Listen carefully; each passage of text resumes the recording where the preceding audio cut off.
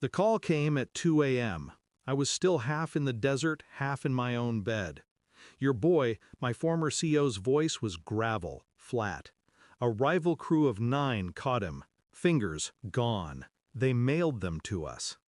I didn't breathe, didn't curse, didn't scream. Then my section chief came on. His tone was a blade sliding across a whetstone. You've got 24 hours. An eye for an eye isn't enough. Take their hands, take their heads, burn it all. 3 hours per man, more than enough. I hung up. The house was dark, my wife asleep, my son's laughter still etched in the walls. And beneath my skin, something colder than rage. They thought I was a man who could be hurt. They forgot what I was trained to be. But the war outside was only one war. The real betrayal lived under my own roof. Small things first. Shadows. A phone buzzing too long in her pocket. Her eyes catching mine and darting away. A text she deleted too quickly. I'd been gone too much. Afghanistan, Iraq, Colombia. Delta doesn't send you home for birthdays. And in my absence, she found someone who did. At first I told myself it was exhaustion, paranoia from endless rotations. But her voice changed when she spoke my name, like it no longer belonged to her. The son I fought for, bled for, suddenly became a question I never thought to ask.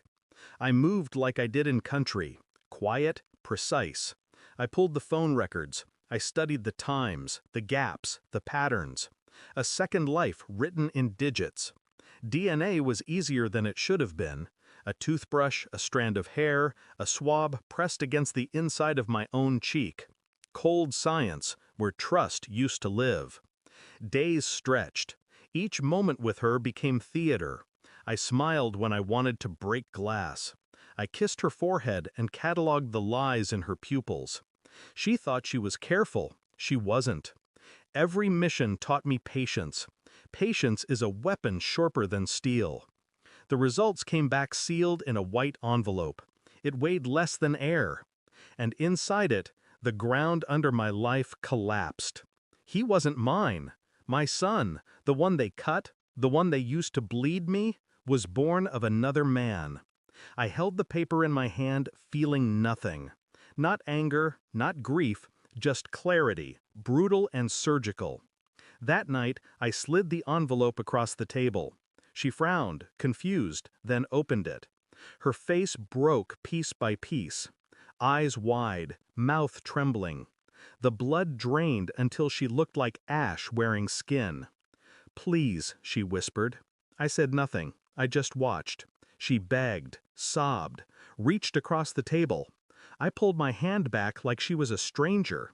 And that was the truth. She was. My revenge wasn't loud. It wasn't fists or shouting. It was precision. I'd already spoken to my lawyer. Accounts separated, property divided, custody irrelevant now. She thought she was safe inside the comfort of deception, but I'd been digging escape tunnels for months. When I slid the divorce papers across to her, they landed like a guillotine. "I knew," I said. Her tears froze. "I knew before the test. I wanted proof. Proof you couldn't run from." Her sobs turned into screams, pleas into bargains. She fell to her knees as if that would undo years of betrayal.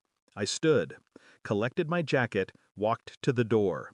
She collapsed behind me, drowning in her own lies. The house was quiet when I left, too quiet for the years I'd given it. I drove into the night, past the glow of streetlights, past the life I'd been tricked into living. I thought of my son. No, her son.